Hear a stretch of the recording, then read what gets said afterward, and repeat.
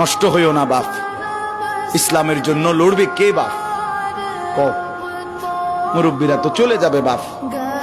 18 বছরের ছেলে, 20 বছরের ছেলে, 22 বছরের তাগড়া জওয়ান, তুমি নষ্ট হয়ে গেলে, তুমি চরিত্রহীন হয়ে গেলে, তুমি যদি সারাক্ষণ নারী ছাড়া, ছবি ছাড়া, মদ জুয়া অশ্লীলতা, তুমি যদি মোবাইলের আসক্তি ছাড়া চলতে না পারো, আগামী দিনে ইসলামের জন্য তুমি করবা কেমনে, লড়বে কেমন?